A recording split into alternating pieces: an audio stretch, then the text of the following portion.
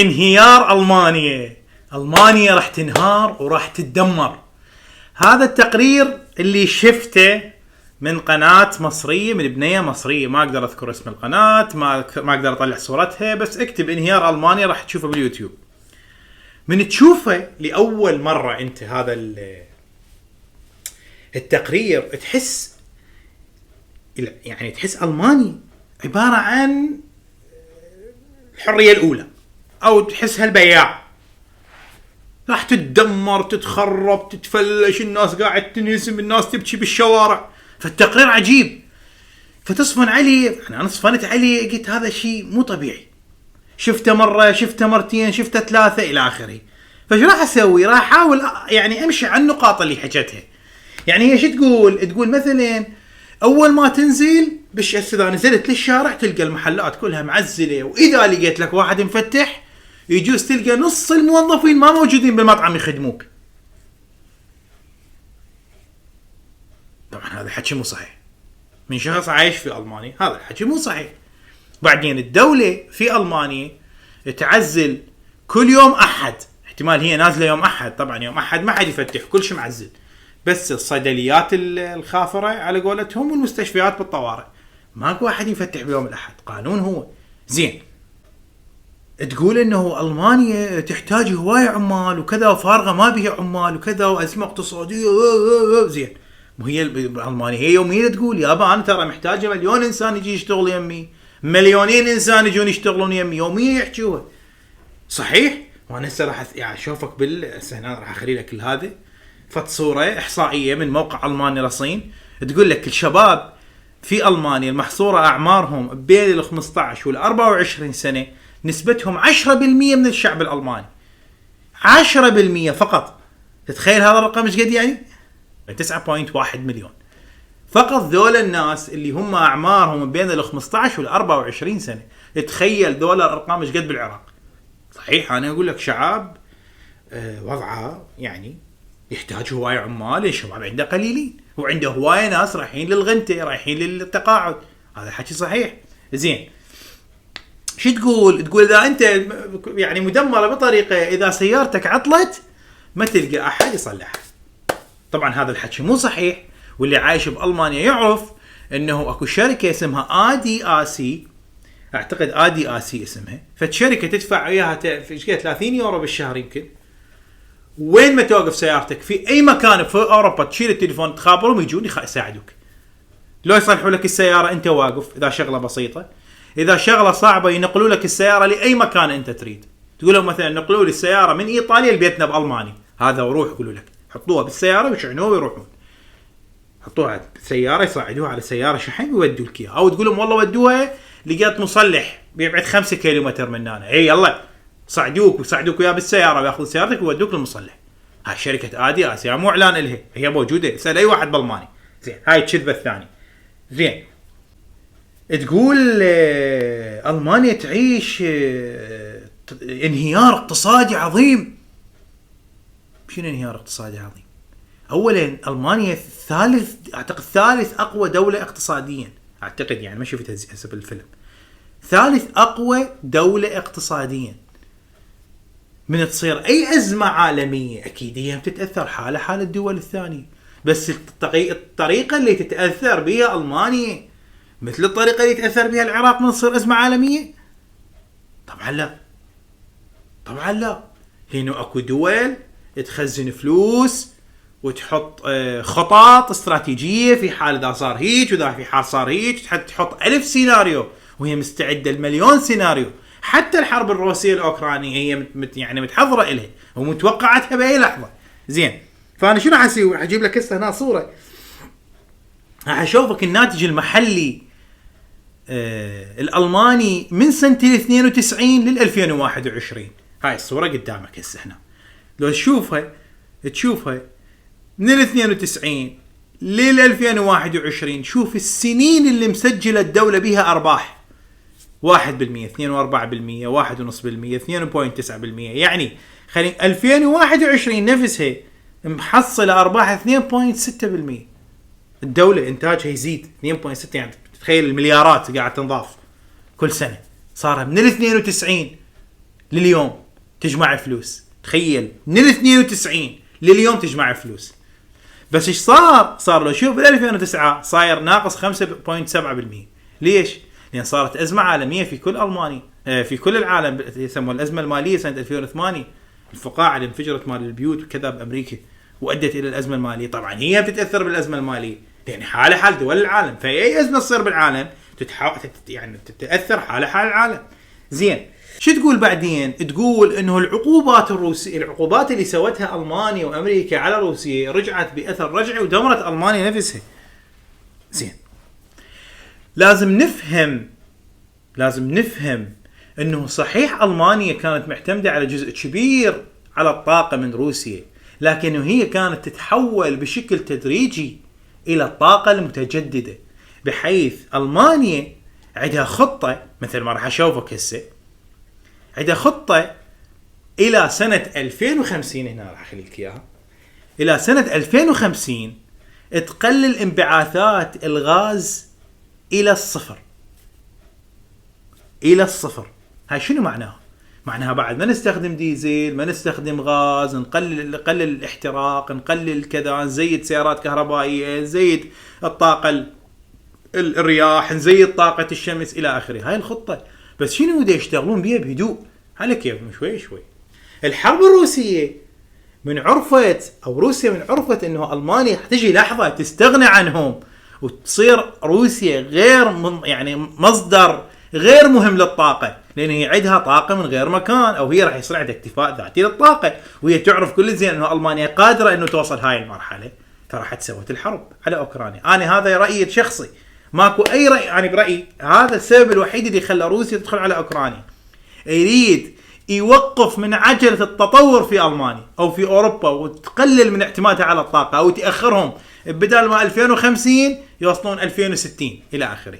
لكن هاي الخطوه انا برايي شجعت المانيا انه تتحول الى الطاقه النظيفه بشكل اسرع وبشكل اقوى، وتستثمر بعد فلوس على مود تستثمر بالطاقه النظيفه وتتخلص من تاثير وتصير اكثر استقلاليه. في دليل، المانيا تملك هسه غاز. اذا 2000 شهر 11 روسيا سدت الغاز على المانيا، عندها غاز يكفيها الشتاء كله بغض النظر.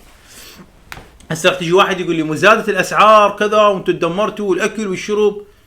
لك بابا شنو زادت الاسعار؟ هو زادت الاسعار بس علي؟ هو غير على كل الكره الارضيه زادت الاسعار. هو يمك زادت الاسعار ويمي زادت الاسعار، لكن الفرق بيني وبينك، او الفرق بين الدول المتقدمه والدول المتوسطه والدول الفقيره، انه كيف تحتوي هاي الازمه وكيف تتعامل مع مواطنيها في هاي الازمه. فهمني شلون؟ يعني هسه انا راح اشوفك هاي رساله مال الكهرباء. رفعوا الكهرباء على كيلووات بسبب الحرب الاوكرانيه من 25 الى 37 سنت. هاي هسه هنا محطوط. هذا كل الزياده اللي صارت. يعني بدل ما الشخص كان يجمع من راتبه 1000 يورو بالشهر، قام يجمع 700 يورو بالشهر. يعني الألماني بدل ما كل سنة يروح يسوي له عطلة صيفية في أمريكا، قامت فلوسه ما تكفي عطلة في أمريكا، لا يضطر يروح لإيطاليا يتونس. هذا تأثير الأزمة، الحرب الأوكرانية الروسية على ألمانيا بهالتفاصيل هاي. لا تتخيل أن الناس دا تموت من الجوع وما عندها أكل تاكل. ماكو إيش حكي. أولا الدولة نطت مساعدات كل شيء هواية للعوائل. يعني مثلا أنا وكل طفل ألمانيا وبنتي نفس الحالة أخذت 300 يورو، قالت هاي غلاء معيشة 300 يورو. وهي قبل كم يوم طتني شركتي 500 يورو، قالت لي هاي غلاء معيشة، وهكذا. فمن ترتفع الأسعار الدولة بالمقابل تعوضك فلوس، ومن الشركات تخسر تجي الدولة تعوضها فلوس على مود تبقى نفس الموازنة. لأن هي الدولة إلما نظام الفلوس غير هذا اليوم الأسود، إحنا إلما ندفع ضرائب ونجمع الفلوس، غير من تجي لحظات سوداء تجي ترجع الفلوس إنه على مود نقدر نعيش. هاي الفكرة بالدول المتقدمة، الدول المتطورة هيك تفكر. واحدة من الأشياء اللي تحكيها بهذا الفيلم تقول إنه ألمانيا راح تطفي الأضوية الساعة 10 بالليل عن كل مكان وكذا إلى آخره، حتى ماتر القصر راح يسد كذا. زين، هاي الحكاية بالذات مال شخص ما شايف ألماني وما متعرف على الشعب الألماني. الشعب الألماني بحد ذاته هو أصلا كلش يحب يوفر، وكلش يحب يقتصد. يعني هم بطبيعتهم يعني هذا هسه مو ياكل شوربه يبقى شويه هيك بالشوربه يجيب تشيز يحط الشوربه بالتشيز ويضمن. وش يسوي؟ انا شفت عايش في عائله المانيه يكتب تاريخ على الشوربه يقول مثلا 11/8 ويضمها بالمجمده. ليش؟ على مود بعد شهر يطلعها يقول لي هاي 11/8 انا خالها بالمجمده خل اطلعها اكلها لان اكو وحده اقدم اكو وحده كذا. تفتهمني شلون؟ لهالدرجه ما يذبون. وهاي الاضويه اذا يمشي يشغل ضوء بس يطلع من الغرفه يسد الضوء وهكذا. اصلا هاي التصرفات طبيعيه. اما هسه ليش يعوفون الاضويه مشتغله بالمحلات بالليل؟ لانه الكاميرات المراقبه على مود تصور في حال اذا صارت حاله سرقه. فالسبب قالوا يابا بعد ما يحتاج طفوا الاضويه لان احنا ما عندنا حالات سرقه هوايه فطفوا الاضويه على مود نوفر كهرباء. تتخيل يعني شلون تحوير وتأويل الاشياء. بعدين شو تقول والله في ألمانيا أصبح هناك جفاف لا يعلى عليه. في ألمانيا راح يكون جفاف مدمر وتطلع لك صورة نار هيك ميت وكذا إلى آخره. صحيح في أوروبا هاي أول مرة يمكن تصير تجي أسبوعين متواصلة أو أسبوعين ونص متواصلة ما يصير بها مطر. هاي الحالة ما صايرة بأوروبا قبل. تخيل أسبوعين ماكو مطر. بالعراق سنة كاملة ما تمطر ولا يوم. اكو مناطق بالعراق يمكن العراق كله خمس مرات بالسنة تمطر لو 4 بس. تخيل كل باسبوعين ما مطرت فصارت هاي الأزمة مال جفاف ونهر الدانوب والراين إلى آخره. فهذا التهويج بالأشياء والكذا اللي يسوى فشي مو طبيعي. تدري إذا الطبيعة في أوروبا خربت يعني شنو معناها؟ يعني معناه أنت ما عندك مي شرب. يعني معناها دجلة والفرات ما بيها ولا قطرة مي. لأن تخيل أوروبا ما بيها مي أنت شلون يجيك المي؟ الدولة اللي في مكان الجو بيها مناسب وبرد ومطر إلى آخره وهالطبيعة الخضراء لأن التصحر ده يزحف. إذا التصحر زحف على ألمانيا وصل الألماني للطبيعة الخضراء لا أنت إيش صاير بالعراق؟ إيش صاير بيك؟ بالعكس أنت هذا شيء يعني إذا صار جفاف في ألمانيا اعتبر نص العراقيين ماتوا. هاي برأيي يعني نص العراقيين اعتبرهم ماتوا انتهوا. لأنه هناك إيش قد يصير جفاف هنا ضربة فيه 10 وهكذا. يعني هنا تصير درجة الحرارة 40 بالعراق تصير 70 100 هنا تصير 50 هناك صارت 100 درجة الحرارة. هاي ما حد يبقى عايش. هي هيك الطبيعة. يعني هاي أزمة الجفاف هي ما صابت فقط ألمانيا هي تصيب كل الكرة الأرضية. يعني هي مشكلة عالمية مو مشكلة فقط ألمانيا وانهيار ألمانيا. هاي ما لها علاقة بهاي. زين بعدين شو تقول الشركات بدأت تعوف ألمانيا وتنهزم. من هاي الشركات الفيغان دي جلاس. صدقاني الفيغان دي جلاس راح تعوف ألمانيا وتنهزم. طق دورت بالألماني زين ماكو أي خبر يقول يابا فيغان دي جلاس راح تعوف ألمانيا وتروح. بالعكس لقيت خبر بس راح أخليك إياه هنا. شو تقول لك فيغان طلبت من الدولة وقدمت طلب تقول بعد ما اريد استخدم الايرد غاز يعني الغاز اللي جاي من روسيا اسمحوا لي استخدم الهايز اول يعني النفط او زيت النفط. خلينا استخدم مواد ثانيه متوفره عندنا او سهله انه واحد يحصلها على مود يبقى معملنا يشتغل. بالعكس هي تحاول تدور على بدائل على مود تبقى في المانيا مو تطلع من المانيا. وهي هم كذبه مو طبيعيه. زين بعدين شو تقول كل اللي يشتغلون في المانيا يشتغلون برواتب كلش قليلة ويشتغلون عن طريق شركات وسيطة وما يكفي يعيشون. زين خلينا نحكي هذا عن موضوع الرواتب. طبعا أنا هذا الموضوع شارحه في فيلم ثاني اسمه الرواتب في ألمانيا والحياة الاجتماعية. راح أخلي لك الصورة مالته هنا وروح شوفها للفيلم لين شارح لك بالضبط إيش قد ممكن تأخذ راتب وإيش قد يبقى لك منه بالصافي. زين هاي خلصنا منها.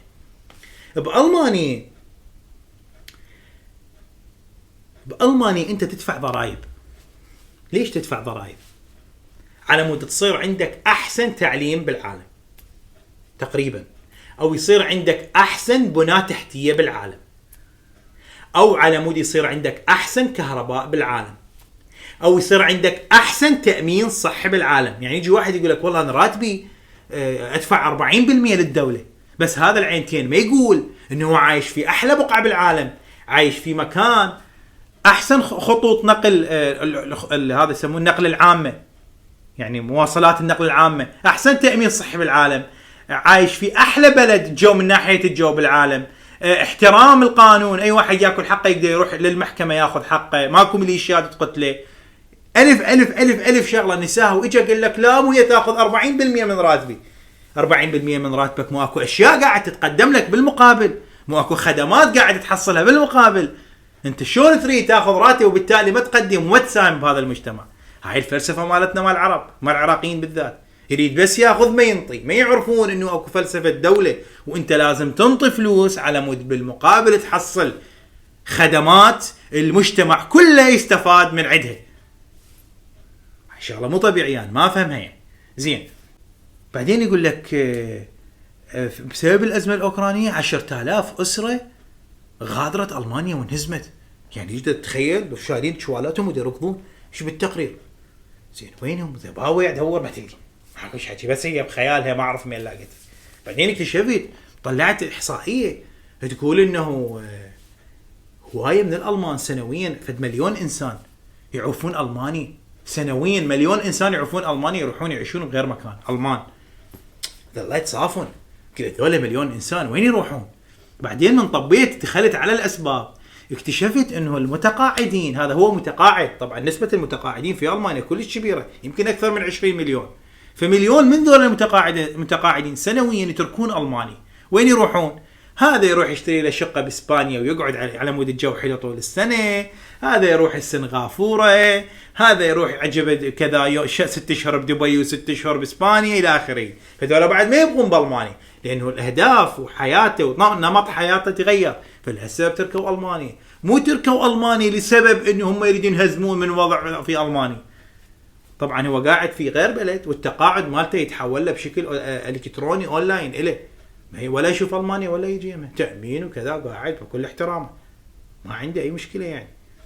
زين، بغض النظر عن هذا الخرط اللي موجود بالتقرير، انا اريد اقول يعني شغله اخيره. هاي المانيا اللي طلعت من الحرب العالميه الثانيه، اللي عاشت 20 إلى 25 سنة قمة بالذل وبالتدمير وبالتفليش، وعانت الكثير عن مود تقدر توقف على رجليها مرة ثانية. بنت هاي الأبنية وأعادت بناء كل المصانع وأعادت بناء كل المعامل، وسوت الشوارع وسوت البنى التحتية وسوت القطارات، وبنت سياسة خارجية وخلت الناس تحترمها، وخلت الناس تغير صورتها أمام الناس، من دولة محتلة غازية دمرت كل أوروبا إلى دولة الإنسانية. أنت تدرون هاي العملية قد صعبة، إنه تحول صورة شخص حشا كلب ابن كلب إلى إنسان طيب وخوش إنسان. كل هاي قدرت ألمانيا تحققها ب60-70 سنة. تجي تقول لي روسيا وحرب روسيا وغاز؟ لك دمرت الدولة، دمرت، صارت قع رياجيل ما عندهم بس نسوان، عادوا الدولة كما هي. بالنهاية أريد أقول إنه مو كل شيء تسمعه خاصة بالقنوات العربية هو شيء صحيح.